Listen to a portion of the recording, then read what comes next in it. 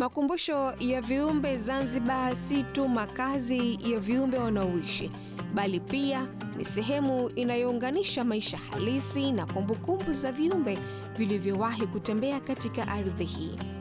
Ndani yake, wageni hupata nafasi ya kuona viumbe hai wanaohifadhiwa kwa uangalifu pamoja na vielelezo halisi vya wanyama waliotoweka waliorejeshwa kupitia sanaa ya taksidami.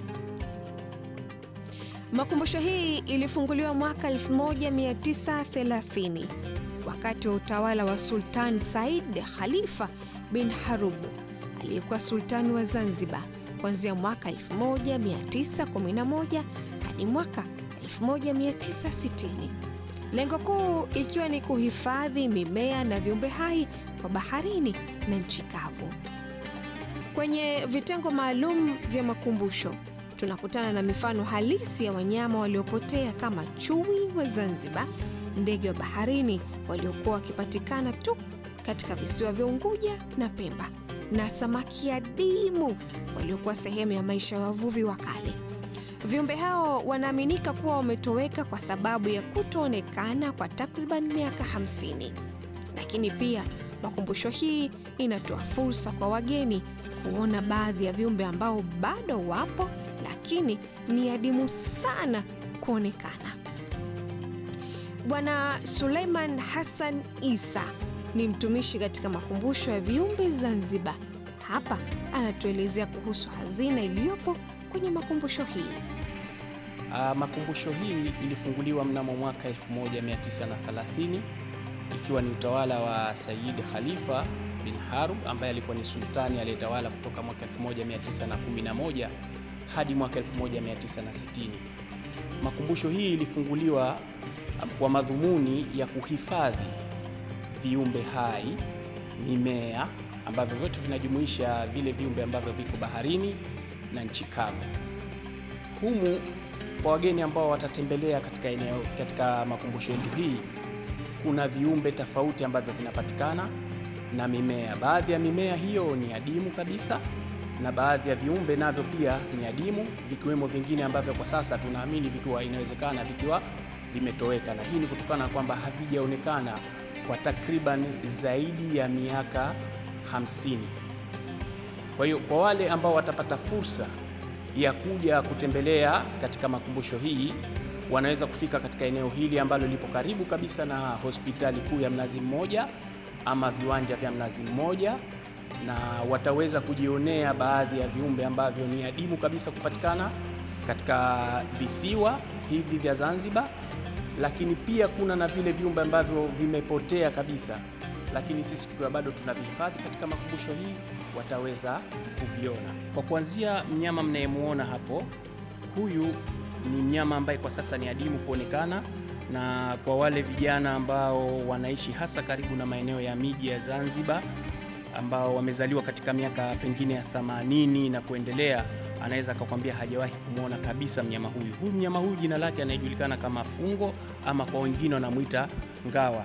Takriban mnyama huyu huishi msituni na inaaminika kupotea kwake ni kutokana na huu uharibifu wa mazingira unaoendelea hivi sasa, kwa sababu tayari misitu mingi watu wamekuwa wakiitumia kwa ajili ya kukata kuni ama kwa shughuli za kilimo ama kwa ujenzi wa makazi. Kwa hiyo wanafanya wanyama hawa wanapotea, lakini hapo kabla wanyama hawa walikuwa wanaishi msituni na walikuwa wanaingia katika vijiji mara nyingi kwa ajili ya kusaka chakula. Hasa chakula chao kilikuwa kinachowafanya waingie karibu katika vijiji ilikuwa ni kuku. Kwa hiyo wanafuata kuku ambao wamo katika vijiji, na walikuwa ni ugomvi mkubwa baina ya wanavijiji na wanyama hawa, ambapo walikuwa wanawindwa wakati mwingine na kuuliwa. Lakini kwa sasa ni adimu. Bado wapo wanyama wa aina hii, lakini ni nadra sana kuweza kuwaona mnyama huyu ngawa, ijapokuwa wengine kwa sasa anakuambia mimi nimeona kinyesi chake, kwa sababu kinyesi chake ni rahisi sana kufahamika kutokana kwamba kina harufu kali sana. Huyu ndio mnyama fungo. Huyu ni chui wa Zanzibar. Chui wa Zanzibar kama unavyomuona. Chui huyu yuko tofauti kabisa na wale chui ambao wanapatikana katika maeneo ya bara, kwa maana kwamba wale kidogo ni wakubwa. Chui huyu yeye ni mdogo si mkubwa, ni mdogo, alafu sehemu ya katikati kidogo imevutika sana.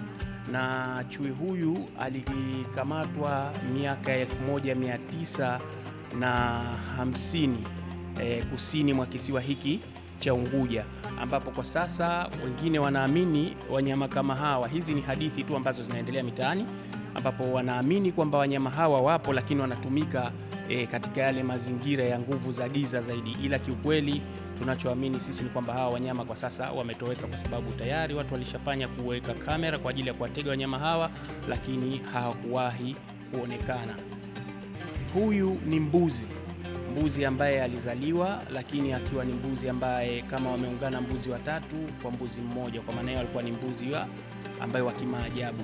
Mbuzi huyu alizaliwa katika maeneo ya Kizimkazi kwenye miaka 1940 na aliletwa katika makumbusho hii kwa ajili ya kumhifadhi, kwa sababu ilikuwa ni moja kati ya vitu vya kimaajabu kidogo, na kwa ajili ya kuifahamisha jamii jinsi gani mambo ya kimaumbile yanavyotokea.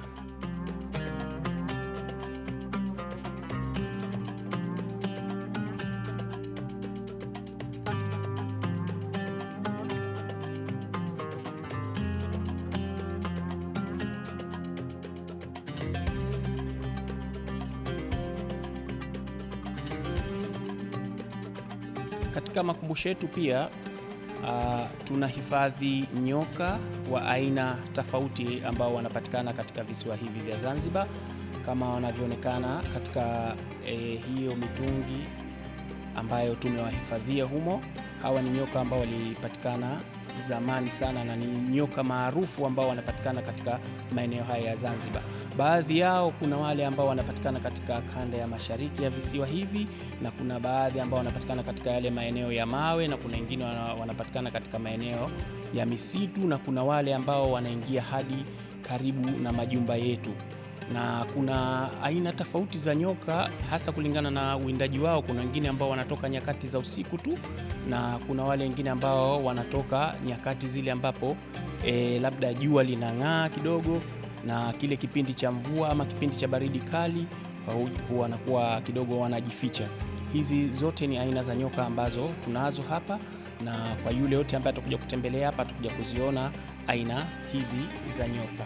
Tukiangalia katika sehemu ya katikati hiyo kuna nyoka huyo mkubwa, huyo ni chatu, lakini ukija pembeni hapa kuna nyoka mwingine ambaye huyu tunamwita ni nyoka wa panya, kwa maana ya kwamba mara nyingi nyoka huyu anapatikana hata karibu na makazi ya wanadamu, yani majumbani kwetu, kwa sababu ni nyoka ambaye mara nyingi anakuwa chakula chake anachokipenda zaidi anakuwa anatafuta sana panya, na pia ni kama mweupe, la ukimwona ni kama mweupe, lakini rangi yake nyingine inakuwa kidogo iko kama kwa Kiingereza ni brown, kwa kahawia, yuko kahawia kidogo hivi.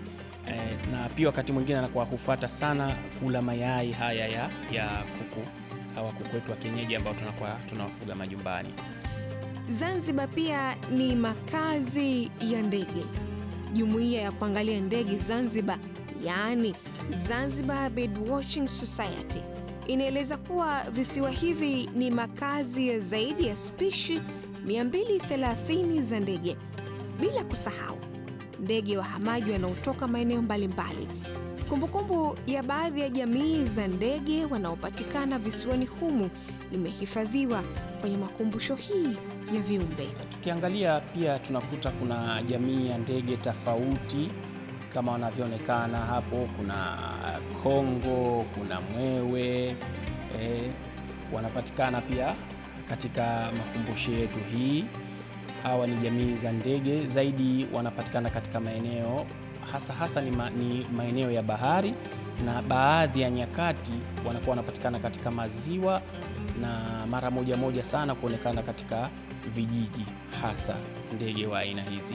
Ndege wengine wa majini wanaopatikana hapa ni pamoja na mwari, mnandi, silemaua, yangeyange na wengine wengi. Hii yote inaonyesha kuwa Zanzibar ni mahali sahihi kwa jamii mbalimbali za ndege.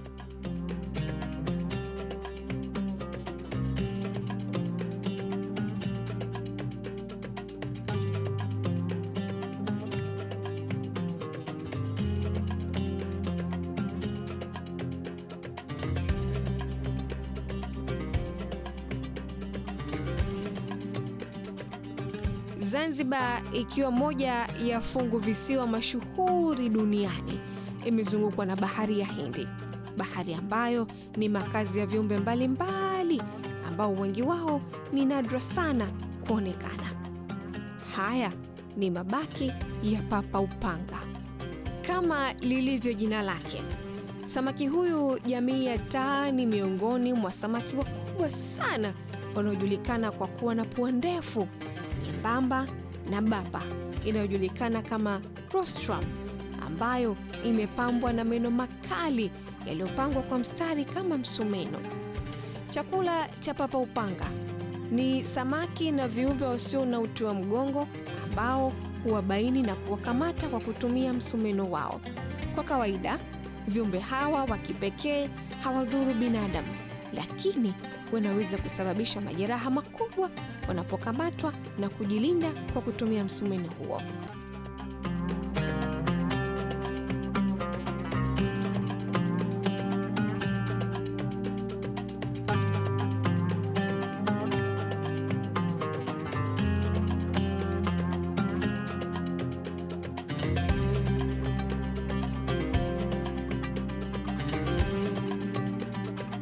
Mawe ya matumbawe ni moja ya vidhibiti vinavyopatikana katika makumbusho hii ya viumbe hai. Wabiolojia wanatambua matumbawe kama misitu ya mvua ya baharini kwa sababu inalinda fukwe na mwambao dhidi ya mawimbi na kutoa makazi kwa takriban 25% ya viumbe wote wa baharini. Zanzibar inajulikana kwa fukwe zake safi na uhai mwingi wa viumbe wa baharini. Ni makazi ya miamba ya matumbawe yenye rangi ang'avu na utofauti mkubwa kuliko mingineyo katika bahari ya Hindi, na hivyo huchochea uchumi kupitia utalii na uvuvi.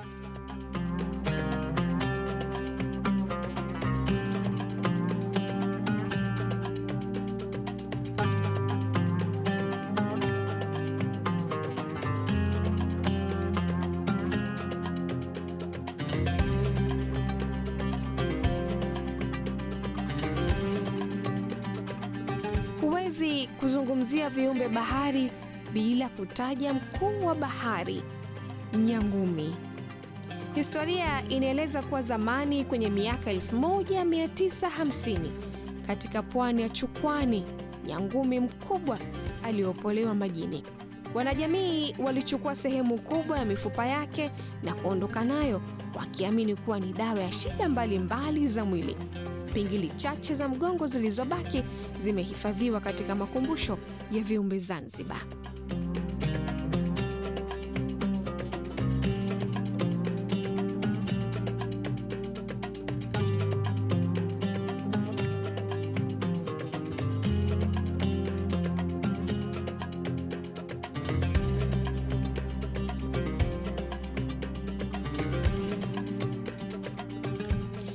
Makumbusho ya viumbe Zanzibar haishii kutunza viumbe vikavu na mabaki pekee, bali pia ni hifadhi ya viumbe hai wenye historia kubwa kwenye visiwa vya Zanzibar. Hawa ni kobe wa Aldabra, miongoni mwa wanyama wakongwe zaidi duniani. Kama ilivyo jina lake, asili ya kobe hawa wakubwa ni huko Ushelisheli kwenye visiwa vya matumbawe vya Aldabra. Kulingana na kumbukumbu za kihistoria, kobe wa kwanza wa Aldabra waliletwa Zanzibar mwishoni mwa karne ya 19, takriban miaka ya 1800 hadi miaka 1919. Wakati huo sultani wa Zanzibar alikuwa na uhusiano wa karibu wa kibiashara na kisiasa na Ushelisheli, ambayo pia ilikuwa chini ya utawala wa Kiingereza. Ili kuimarisha uhusiano huo, watawala wa Ushelisheli walimzawadia sultani wa Zanzibar kundi la kobe wa Aldabra kama ishara ya urafiki na heshima. Kobe hao waliwasili kwa meli za biashara zikitumia safari ndefu kupitia bahari ya Hindi hadi bandari ya Zanzibar. Kobe wa Aldabra ni wapole kwa asili, hutumia siku zao nyingi wakiwa kimya, wakitembea polepole wakila majani mabichi, matunda yaliyodondoka na wakati mwingine maua. Ni viumbe wasio na haraka, wakiwa kama walinzi wa amani wa mazingira wanayoishi. Kipimo cha muda wa kobe hawa si miaka, ni vizazi. Kobe wengine wa Aldabra walioko Zanzibar wanaaminika kuwa na zaidi ya miaka 150. Wamekuwa mashahidi wa mabadiliko ya dunia kutoka enzi za sultani hadi wakati wa kisasa wa utalii. Kila alama kwenye gamba lao ni kumbukumbu ya miaka. Kila pumzi ni ushuhuda wa uvumilivu wa asili. Kwa watu wa Zanzibar, kobe hawa si kivutio cha watalii, ni ishara ya urithi wa kihistoria, uhusiano wa muda mrefu kati ya binadamu na wanyama, na chanzo cha elimu kuhusu uhifadhi wa mazingira. Mbali na kobe wa Aldabra, makumbusho ya viumbe pia ni hifadhi ya kobe wengine wa aina mbalimbali.